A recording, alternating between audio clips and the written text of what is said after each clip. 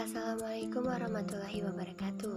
Baiklah anak-anak semuanya, hari ini kita akan belajar mengenai materi bab kedua, yaitu perlindungan dan penegakan hukum di Indonesia. Terdapat 3 materi pokok yang akan Ananda bahas terkait dengan bab kedua ini. Yang pertama adalah hakikat perlindungan dan penegakan hukum. Yang kedua, peran lembaga penegak hukum dalam menjamin keadilan dan kedamaian. Dan yang ketiga, dinamika pelanggaran hukum. Namun, pada kesempatan kali ini, kita hanya akan membahas mengenai hakikat perlindungan dan penegakan hukum. Setelah Ananda mempelajari mengenai perlindungan dan penegakan hukum di Indonesia, Ananda diharapkan mampu menjelaskan mengenai konsep perlindungan dan penegakan hukum di Indonesia. Yang kedua, Ananda diharapkan mampu menjelaskan mengenai pentingnya perlindungan dan penegakan hukum tersebut. Baiklah, memasuki materi yang pertama, yaitu hakikat perlindungan dan penegakan hukum. Coba Ananda bayangkan apabila di keluarga tidak ada aturan, di sekolah tidak ada tata tertib, di lingkungan masyarakat tidak ada norma-norma sosial, dan juga di negara tidak ada undang-undang, apa yang akan terjadi? Tentu saja akan terjadi kekacauan dalam suatu masyarakat. Di sisi lain, meskipun dalam suatu negara terdapat suatu peraturan perundang-undangan, namun apabila peraturan perundang-undangan tersebut juga tidak dipatuhi oleh warga negaranya, tentu juga akan menimbulkan suatu kekacauan. Maka dari itulah, agar hal-hal yang disampaikan tersebut tidak terjadi, maka perlu diupayakan proses perlindungan dan penegakan hukum. Dalam hal ini, terdapat 2 kosakata yang harus Ananda pahami. Yang pertama, yaitu konsep perlindungan hukum. Dan yang kedua, konsep penegakan hukum. Perlindungan hukum adalah upaya yang dilakukan pemerintah untuk melindungi hak-hak warga negaranya, agar hak-hak tersebut tidak dilanggar. Artinya, perlindungan hukum dilakukan dalam rangka mencegah terjadinya pelanggaran hukum. Sedangkan, penegakan hukum adalah upaya yang dilakukan dalam rangka menciptakan ketertiban dalam masyarakat, yang dilakukan oleh seluruh warga negara Indonesia.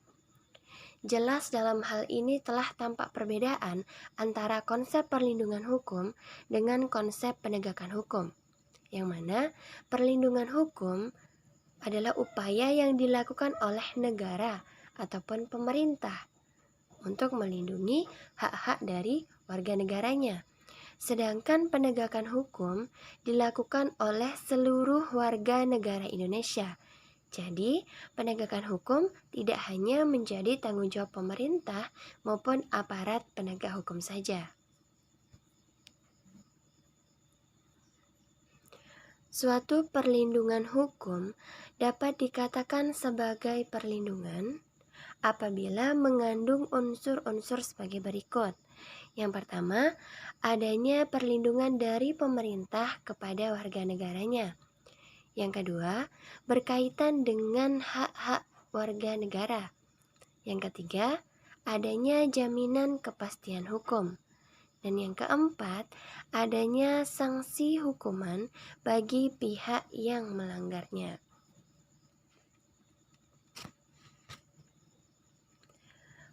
Penegakan hukum itu sendiri merupakan syarat terwujudnya perlindungan hukum.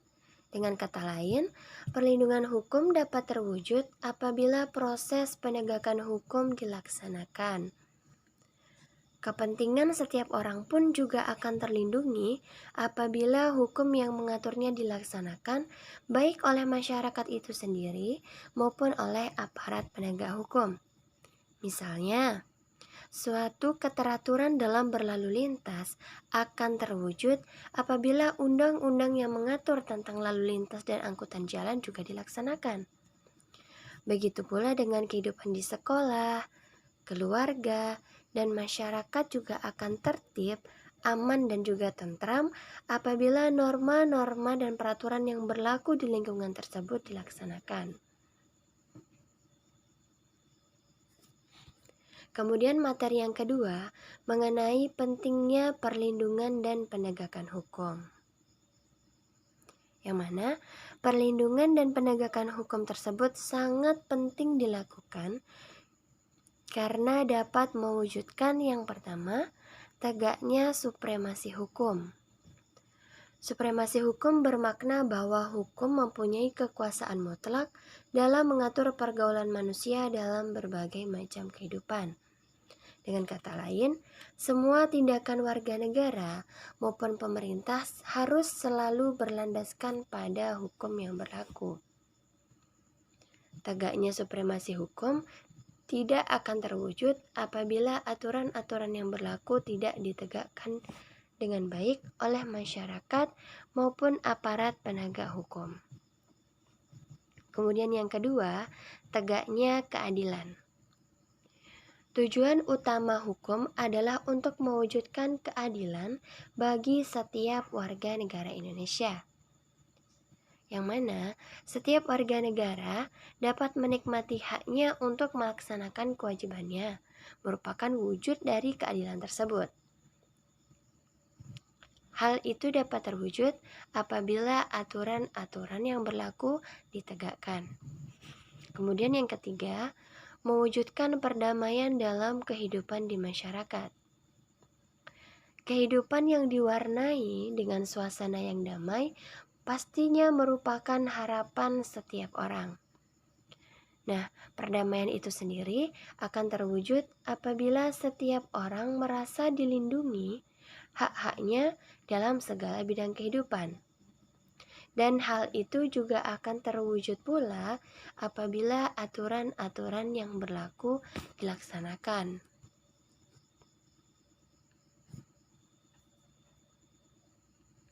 Kemudian, faktor-faktor yang mempengaruhi perlindungan dan penegakan hukum menurut Surjono Sukanto itu ada 5. Yang pertama adalah hukumnya. Dalam hal ini, yang dimaksud adalah undang-undang yang dibuat tentunya tidak boleh bertentangan dengan ideologi negara. Kemudian yang kedua, penegak hukum, yaitu pihak-pihak yang secara langsung terlibat dalam bidang penegakan hukum. Para penegak hukum harus menjalankan tugasnya dengan baik sesuai dengan peranannya masing-masing yang telah diatur dalam peraturan perundang-undangan. Misalnya, seorang polisi tentu juga harus menjadi polisi yang baik, seorang jaksa harus menjadi jaksa yang baik, seorang hakim harus menjadi hakim yang baik, dan sebagainya. Kemudian yang ketiga, ada masyarakat, yaitu masyarakat lingkungan di mana hukum tersebut berlaku atau diterapkan. Maksudnya, tentu saja masyarakat harus mengetahui dan juga memahami mengenai hukum yang berlaku. Setelah mereka memahami, tentu upaya yang harus dilakukan selanjutnya adalah menaati hukum yang berlaku tersebut. Karena apabila masyarakat hanya paham saja atau hanya sekedar tahu saja dengan peraturan yang berlaku tanpa ada kemauan untuk mematuhi peraturan tersebut, maka ketertiban dan juga keteraturan tersebut tidak akan terwujud. Kemudian yang keempat, ada sarana atau fasilitas yang mendukung penegakan hukum. Sarana atau fasilitas tersebut mencakup tenaga manusia yang terdidik dan terampil, organisasi yang baik, peralatan yang memadai, keuangan yang cukup, dan lain sebagainya. Karena ketersediaan sarana dan fasilitas yang memadai juga merupakan salah satu keharusan yang dapat mempengaruhi keberhasilan penegakan hukum. Kemudian yang kelima adalah kebudayaan. Kebudayaan yang dimaksud di sini adalah hasil karya, cipta, dan juga rasa yang didasarkan pada karsa manusia di dalam pergaulan hidup. Dalam hal ini, kebudayaan mencakup nilai-nilai yang mendasari hukum yang berlaku. Nilai-nilai mana merupakan konsepsi-konsepsi abstrak mengenai apa yang dianggap baik, sehingga yang baik itu tentu harus dianut. Kemudian apa yang dianggap buruk tentu saja harus dihindari. Nah, hal ini menuntut masyarakat harus selektif untuk dapat memilih mana perbuatan atau tindakan yang baik yang harus dilaksanakan, kemudian mana pula tindakan atau perbuatan yang buruk yang harus dihindari.